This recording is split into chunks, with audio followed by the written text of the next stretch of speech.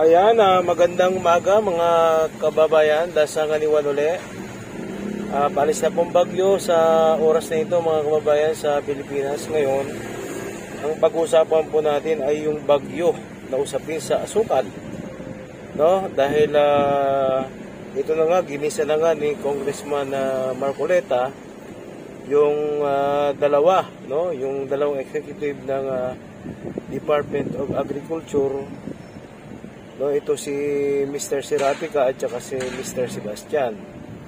Dahil sila na lang po yung didesisyon, no, kung paano mag-order at mag-import, no, ng kanilang pangailangan dito po sa ating mga Pilipino. Pero hindi na ho nila kinukonsulta yung mas mataas pa sa kanila, kaya yan ang nangyayari. Ngayon, mga kababayan, ay ating pong pakinggan yung paglilitis, no, ni Congressman Marcoleta sa dalawang mga ugag na ito. Ito, pakinggan po natin.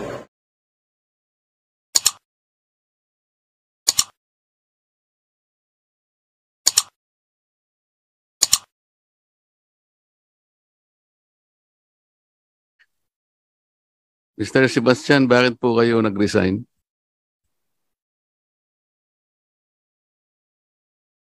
Mr. Chair, when the President disapproved the SO4, I decided for delicadeza to resign to spare the President the controversy that is arising because of that approval, Mr. President, Mr. Chair. So, lumilitaw po, Mr. Sebastian, kayo rin po yung gumawa kung bakit na-disapprove, hindi po ba? Kasi yes, hindi nyo siguro hiniling sa kanya na makapag-import kayo formally and legally. Hindi alam ng Pangulo, nagdesisyon po kayo na mag-import ng 300 metric tons. Hindi pala alam ng Pangulo sa makatwid, kayo rin po ang gumawa ng dahilan kung bakit kayo nag-resign. Tama po ba? I misread the intention of the President, Mr. Chair. As I have, if I will be allowed to explain, Mr. Chair. Mr. Sebastian, how is it possible that you can misread the intention of the President? He is the chairman of the SRA. On July 29 this year, I know that you had requested for a guideline to reclassify sea sugar to B sugar. And for the simple reason of asking a reclassification, you ask a guideline from the President? Guidance, yes, Mr. Guidance. And that and that is very important. Even in the matter of reclassification of sugar, you thought that it is important to consult the President. Is it not? Yes, Mr. Chair. Pero dito po, mag-i-importa kayo ng 300,000 metric tons. Hindi mo man lang kinonsider na ipaalam sa kanya? I sent a memo on August 5, Mr. Chair, to the President, already indicating the SO4 that indicating the 300,000. Mr. Sebastian, yung pong direktang pagkonsulta sa Pangulo, napakasimple po nun eh. Para hindi na kayo nagkaintindihan, para wala na sanang misunderstanding, diretso na. Kayo po yung undersecretary na dinesignate siya. Isang malaking posisyon na may pagtitiwala. Kahit na text lang eh. Mr. President, can we import 300 metric tons of sugar? Kasi kulang na po yan eh. Direkta, Mr. Sebastian. I don't have text access to the President. No. This is not a laughing matter, Mr. Sebastian. Text access, Mr. Chair. Sinasabi lang natin, kung yung pagre-reclassify lang ng sugar eh. Naintindihan namin dahil importante yun eh. Sa totoo lang, hiningi mo na i-reclassify para kahit pa paano maibsan na yung pagkawala ng sugar. Because kapag na-reclassify mo yung sea sugar which is reserved, magiging B sugar, Mr. Chair. Domestic na, di ba? Yes, Mr. Chair. Anong nangyari doon, di ba? Sinabi ng Presidente ba? O sige, reclassify mo. Yes, Mr. Chair. O bakit yun eh? Nagawa mo. During the August 1. I know, pero ito sinasabi natin kasi let's get to the bottom of this. Kanina pa ito madali namang intindihin ito Kung direktang alam ng Pangulo na mag-aangkat tayo ng 300,000 metric tons, walang problema paligoy-ligoy pa tayo. Meron kayong makasamang hindi ninyo kinonsulta, merong hindi po, maliwanag naman na talagang merong gumawa sa inyo at talagang pinagtibay na kumuha ng o mag-angkat ng 300 metric tons. I will ask you, Mr. Serapica, kabisado mo naman yung Executive Order number 18. Ito po yung batas na gumawa ng SRA, tama po ba? I would like to believe that you are familiar with Executive Order number 18. Kabisado mo ito siguro. I assume that. Tama po. Opo. Meron po bang nakasulat dyan na importation? Under the SIDA law, Your No, sagutin mo. Meron bang nakasulat na importation sa Executive Order number 18?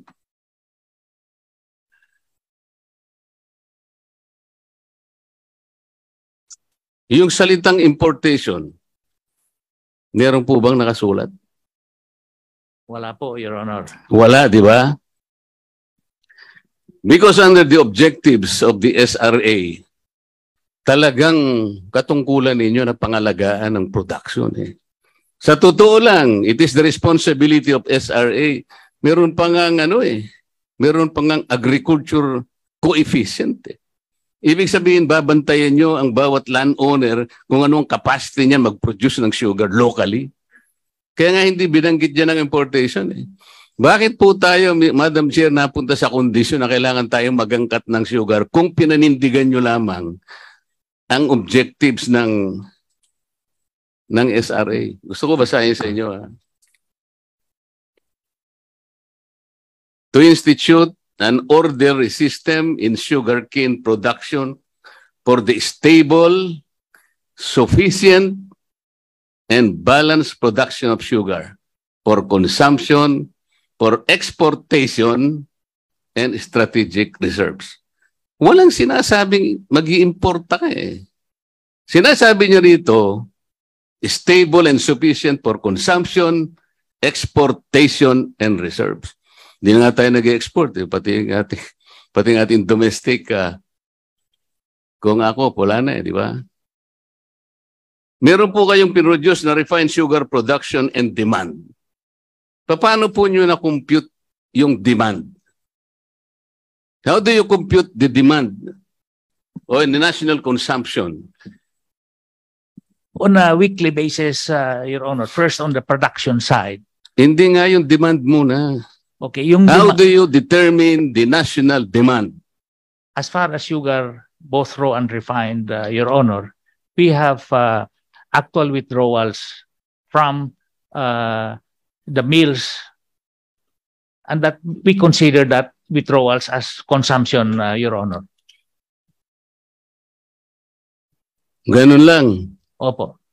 O kaya pala, ito, tingnan ninyo, yung crop, yung tinatawag nyo rito, from September to August, anong tawag nyo rito? Crop year po, from Crop year. September Titingnan mo, 1. kung titingnan mo, this is the cycle September, October, November, talagang wala ka na Pagkatapos yung June, July, and August, wala na rin. Yes po. So this is the standard. Palaging ganito. Bakit naman hindi nyo natutunto nito na alam nyo pala sa ganitong mga period, wala ng sugar, para hindi na tayo nag-i-import? Isip-isipin po ninyo yung sinasabi nyo rito. Ito po yung powers ng SRA. To recommend the establishment of a sugar production coefficient and a production quota which shall be attached to the land for each of the planter. So what is the sugar production coefficient? I am not aware of that. You are not aware of this. This is written in the executive order. Kaya pala tayo nag-i-import Imagine niyo, napaka-detalye nito Ito pong sugar production coefficient and production quota, it will be attached to the land of each planter. Bakit po? Because you are supposed to institute regulation for implementing, controlling, and monitoring the production quotas. Ito dapat ang ginagawa ninyo eh. Sa mga tweed, alam ninyo kung ano ipoproduce ng bawat planter. Alam ninyo kung kailan tayo mawawalan. At alam din natin kung kailan tayo mag-import. Hindi tayo pwedeng mag-import because kung ginampanan ninyo yung objective na ito, hindi tayo mawawalan po eh. Isip-isipin mo, kailangan pala merong sugar production coefficient. Hindi mo pala alam yun, Mr. Serapika. Talagang malilintikan tayo. To establish domestic, export, and reserve allocation. So walang sinasabing importation dito. Ang establish mo rito is domestic, export, and reserve. Paano po tayo napunta sa ganitong kondisyon? Dahil nga po hindi nyo minonitor, hindi nyo na-regulate, wala po talaga eh. Pati nga demand eh, ang sabi nyo yung withdrawal eh. Withdrawal lang, ganun lang kasimple. Akala ko po bang production natin is 1.9 million metric tons? Yun po ang estimate po. Every start of each crop year. Meron kayong estimate sa supply. Pero yung demand, yung supply, yung withdrawal ang ginagamit ninyo. Opo. Paano po ninyo gagawin yun? Tingnan po ninyo.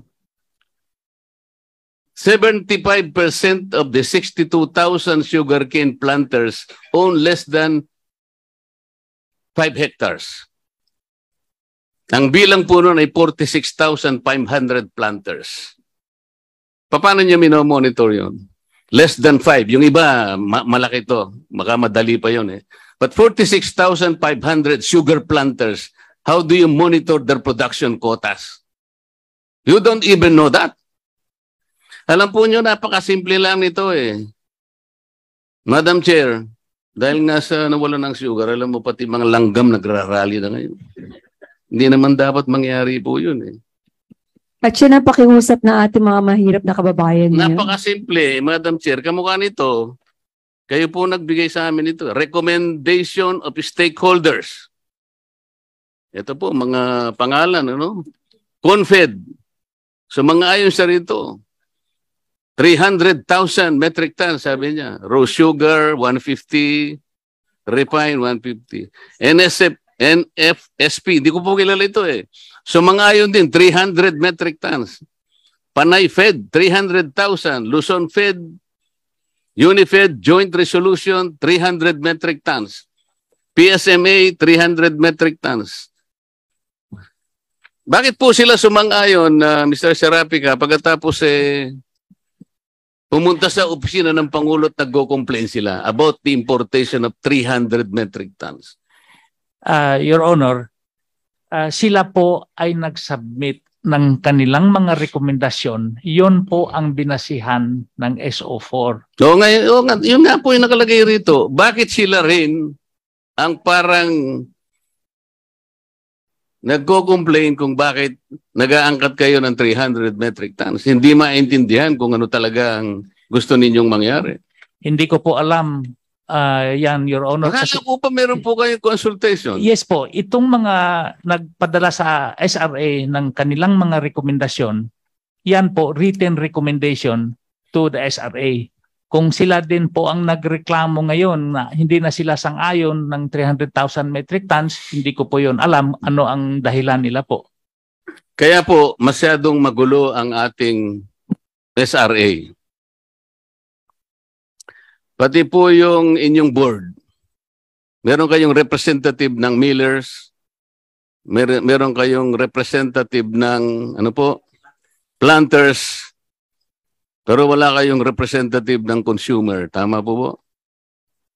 Kaya po ang palaging tinatamaan dito yung consumer dahil hindi po ninyo natatanong. Hindi nyo nakukonsulta yung consumer. Basta kawawa ang consumer dito. Hindi ngayon alam ng consumer na kayo pala ang dapat na magmalasakit sa production side pa lang. Imo-monitor pala ninyo every planter. Imagine niyo, hindi nyo pala alam ang sarili ninyong batas. That you will have to assign sugar coefficient production. Para ngayon, nakikita ninyo kung mawawalan tayo o hindi. Ang nakalagay pa nga po rito, Mr. Serapica, kailangan po ng innovative research and development programs in coordination with the private sector. Ano po ang ginagawa ninyo para ma-innovate natin ang sugar? Meron po ba tayo mga sugarcane ngayon na kahit tamaan ng sari-saring bagyo, matibay yung balat niya na parang kawayan para hindi bumaba yung juice ng sugar? Meron po ba tayong ganon? Mayroon tayo mga high resilient varieties Oo ngayon nga po. Sino po ang nagre-research sa ilalim ng SRA in coordination with the private sector? Well, we are on a memorandum of agreement with an international research station, JIRCAS in Japan, that's giving us... Oo nga po kung merong ganun, tinamaan kayo ng audit. Ito yung sinasabi nyo ngayon na kaya tayo ngayon mababa ng 200,000 metric tons dahil tinamaan tayo ng audit. Ito kung meron na tayo niyan, yung balat ng tubo na yan, kasintibay ng kawayan na bayog, di ba? O hindi, in recovery natin should be at least the worldwide recovery rate of 95%. What is our recovery rate today, Mr. Serapica? Well, our recovery rate as we speak, Your Honor, we are in the vicinity of 1.9 to 2 LKGTC per hectare. Ang sinasabi ko yung rate of recovery. Kasi nga kung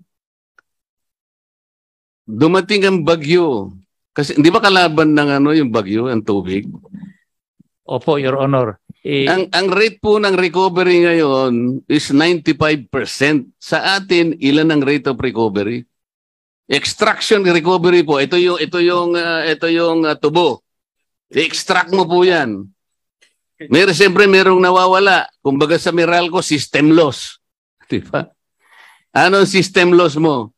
Malaki-malaki po dahil yun ang sinasabi ko sa gaano kalaki?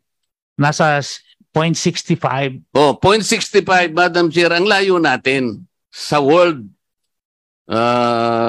recovery rate. Talagang mawawalan tayo ng sugar. Ang sinasabi ng SRA, dapat innovative tayo. Lahat gawin natin. So, magkano sa budget mo yung research? Magkano ang budget natin sa research and technology and development? 15% of the SIDA law, Mr. Chair. Ano po? That's 325 million if we are given the full account of the SIDA law. But hindi, magkano po yung budget mo sa research? Under SIDA law, it depends on what is for us in the GAA. If we are given much, then itong mga nakaraan percentage-wise. last year, ilan ang budget mo? Bakit hindi mo masabi-sabi? Yung budget ng IBC, pati budget na research mo, hindi mo pa alam. 155 million, Your Honor. 155 million. Alam mo ba ang suggested ng UNESCO kung magkano dapat ang research? I do not know, Your 1% Honor. of the GDP. O 155,000. That's only 0.0001 the GDP. Alam mo, Mr. Serapica, kung ganito ang na hindi man lang pala ninyo alam ang nakasulat sa objective, 1986 pa po itong batas na ito. Nagtataka ko, hanggang ngayon, hindi mo pala alam na mayroong sugar production coefficient. If you do not know this, hindi mo matutuntun, hindi mo mamonitor ang production per tenant. Ito yung nakalagay dito. Per tenant, you have to monitor and regulate. Hindi nyo ginagawa. Ito ay kapabayaan talaga. Kaya talaga mawawalan tayo ng sugar. Pero hindi sana ganun kalaki ang problema. Magsasabi kayo agad, 300,000. Bakit hindi 50,000? Si BBM naman, pag sinabihan mo, boss, kulang po tayo ng 50,000 metric tons. Maniniwala siya kay Mr. Sebastian. Siyang naglagay dyan. Hindi nyo man lang Honorable sinabi. Dante Marcoleta, your time has elapsed, so may we request that you wind up with your questions? Tapos na. Okay, thank Tapos you na so ba ako? much, Congressman Marcoleta. Ang sinasabi lang po ng ating Vice Chairman ay kayo po bilang sa SRA, dapat nagpo-promote po kayo ng ating mga sariling manggagawa, pinalalakas ang millers at inaalam kung ano ba ang pulisiyang nararapat para maiangat ang antas ng ating mga magsasaka. Kaya po, Mr. Sebastian and Mr. Serafica, Madam, when you magpapaint said- up pa ako. 1 minute na lang. okay, sige po. Okay. Okay. Sino po ba, Mr. Serapica o Mr. Sebastian, ang talagang nagsabi sa inyo na ituloy natin itong 300 metric tons? Ito lang po kasi ang usapin. 300,000 metric tons. Based on the recommendations of the stakeholders, written recommendations of the stakeholders, we took it from there. So hindi na po necessary na itanong ninyo sa pinaka-chairman ninyo who happens to be the President of the Philippines. Kayo-kayo na lamang po. Yung 200,000 na in-import nyo last May, di ba alam po ng Pangulo yun? Yung 200,000 metric tons under SO3, galing din po ang rekomendasyon, written recommendations ng mga stakeholders po. Pero alam din ng Pangulo yun, di ba ba? Hindi po during that time ni Pangulong Duterte po. Oo nga, hindi alam ni Pangulong Duterte yung 200,000 na nagano sila, nag-import sila. Mr. Serafica, would you like to take an answer? Ang tanong niyo po ay si Mr. Duterte, si Pangulong Duterte po o Pangulong BBM? Mukha po naguguluhan si Mr. Serafica. During that time, the ex-officio chair was Secretary William Dar, and he was always active in our referendums. Oo nga, si Pangulong Duterte, kay si William Dar, pero nakuha nyo yung approval niya, di ba? Opo. Oh, 200,000 yon. Itong 300, kayo-kayo na lang, hindi nyo kinonsulta yung Pangulo. Yun ilang ang problema dun eh. Tama. Walang direktang pagkonsulta sa Pangulo. Do sa 200 naman, nung May po, Mr. Serapica, Sinabi naman nila. meron pong dalawang writ of preliminary injunction na inisyo yung korte ng Sagay City and Himamaylan City in Bacolod, in Negros Occidental. But despite the effectivity of the two preliminary injunction order, nagtuloy pa rin po kayo. Bakit po? O yung OGCC na yung restrictions ng TRO hanggang doon lang po sa Region 6. So kaya nga po pinatuloy namin dito sa Quezon City yung pag-accept ng application po. Ang ibig po ninyong sabihin, Mr. Serapica, the Office of the Government Corporate Counsel can defy the order of the trial courts. Mas marunong pa po ba yung OGCC sa trial courts? Bakit mas naniwala po kayo sa OGCC kaysa korte? Hindi po ninyo iginalang yung dalawang existing writ of preliminary injunction. Nagtuloy pa rin kayo. Parang ang nangyayari, Madam Chair, talagang enthusiastic. Bakit po? Bakit napaka-excited? Salamat po, ma'am. Ay, sir. Bakit po kayo excited? Di po ba niya naisip na, teka muna, meron pong preliminary injunction. Mahirap po ito, nakakahiya po ito na itutuloy natin. Ngayon po, wala pa pong basbasang Pangulo. Itutuloy nyo sana eh. Ito po yung nakakaligalig na po, Madam Chair. Salamat po. Your Honor, just quickly, on the TRO, when the TRO was issued, we automatically issued a memo circular advising all that the application shall be deferred because of the two TROs. Serapica, iba yung TRO sa preliminary injunction. Alam ko yung TRO, na-extend pa ngayon na 17 days eh. Pero Pagkatapos ng TRO, 2 preliminary injunction ang inisyo ng korte. And sabi nila, it should be made effective until further notice from these courts. Pero tumuloy kayo. Thank you so much, Congressman, Vice Chairman, Congressman Dante Marcoleta, for that interpolation. I agree with you that SRA have not supported the policies and the interests of all among farmers because of these misdoings. And I also would like to say to all that whatever have been tackled now, we will definitely find out kung ano man po ang pagkakamali, and we will give you a very good answer in the next few days para hindi po tayo magtagal dahil maliwanag naman po talaga ang nangyari. This referendum is illegal, and this stakeholders meeting that you called on is also not authorized by the chairman, who happens to be the president. And if ever you have pressures coming from the stakeholders, I don't think so that that's just the reason. There are other reasons.